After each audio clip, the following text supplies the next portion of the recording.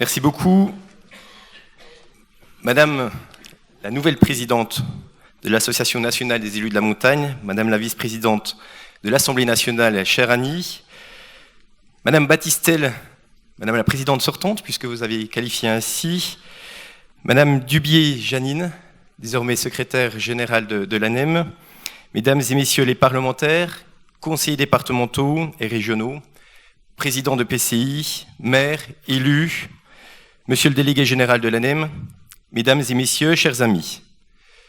Permettez-moi tout d'abord de vous souhaiter à toutes et à tous la bienvenue et de dire la fierté pour la ville de Morteau d'accueillir ce 34e congrès de l'Association nationale des élus de la montagne. Nous sommes heureux de vous recevoir après la ville de Fourcaltier, vous tous élus de la montagne. Vous faites, à l'occasion de cet événement, de Morteau, la capitale française de la montagne. Au creux des plis du Jura, entre le Mémusy, le Mont Châteleux et le Mont Vouillot, le Val de Morteau s'étire le long du Doubs. Agréable rivière, quand il y a de l'eau, tantôt calme et indolente, dans les méandres mortuaciens, jusqu'au lac de Chéixon et les bassins du Doubs. Rivière parfois impétueuse, dans les rapides précédant le saut du Doubs, sa cascade de 27 mètres, classée grand site national. Morteau est aussi le point de départ de nombreuses randonnées dans le Val de Morteau. Sentiers pédestres et VTT en été, ski nordique et alpin, randonnée en raquette en hiver, du vert au blanc, sans oublier ces automnes flamboyants, vous aurez pu le constater, Morteau vous offre toute une palette de couleurs. Morteau en chiffres, c'est 7100 habitants, connaît un dynamisme démographique important, avec 60% de sa population âgée de moins de 45 ans. Nous comptabilisons près de 4000 emplois sur Morteau même, et plus de 40% de nos actifs travaillant en Suisse voisine. Morteau, reconnue cité de caractère Bourgogne-Franche-Comté, nous pourrions la décrire sur trois axes. Tout d'abord par son patrimoine, avec le château Pertusier, construit en 1576, reste un des rares témoignages de la Renaissance dans le Haut-Doubs.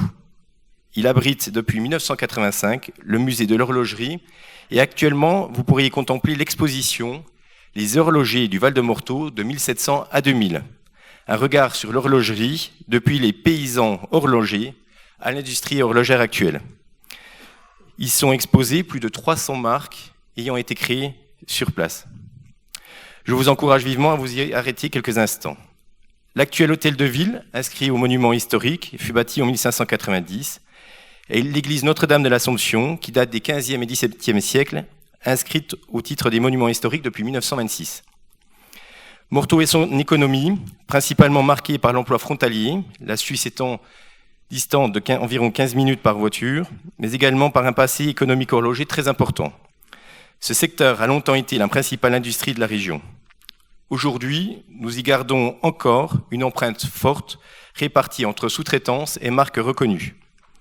L'industrie donc, mais également l'artisanat, le commerce entre villes et de zones. Et comme avec vous, chers collègues, la problématique grandissante de l'e-commerce. Dans ce panorama, je ne peux et ne veux occulter l'agroalimentaire qui tient une large place. De la très renommée Saucisse de Morteau, avec sa légendaire publicité, qui la connaît, 20 cm de pur bonheur, mais aussi les boissons limonade et Riem et la confiserie Claus. Tous ont fait le renom de Morteau. Enfin, le troisième axe, l'excellence dans la formation. Nous possédons avec le lycée Edgar Faure de Morteau un établissement très réputé avec ses filières générales, mais aussi ses filières professionnelles en métiers d'art, horlogerie et joaillerie. De jeunes talents venant de tout le territoire national, ils sont formés chaque année et constituent des profils très recherchés par les entreprises et notamment les plus grandes marques de luxe.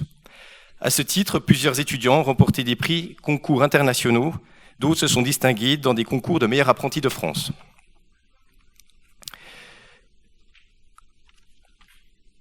Avec un petit souci papier qui va être résolu, avant de vous laisser pour vos travaux, je voudrais terminer par ces quelques mots. Je voudrais vous remercier encore une nouvelle fois pour votre présence nombreuse et de vous féliciter chacun dans votre engagement public, cet investissement vital pour nos territoires. Enfin, je voudrais adresser mes félicitations les plus chaleureuses à Annie Genevard, notre nouvelle présidente de l'ANEM, Je sais qu'elle sera une présidente compétente et engagée au service de nos territoires. Tous mes vœux de succès, chère Annie, mes félicitations également et mes remerciements pour Madame Battistel, chère présidente sortante, et à Monsieur Bretel, délégué général de l'ANEM, pour l'organisation de ce congrès. Je voudrais également associer l'ensemble de vos équipes, également les services de la ville de Morteau. Merci à tous et bon congrès et vive la montagne.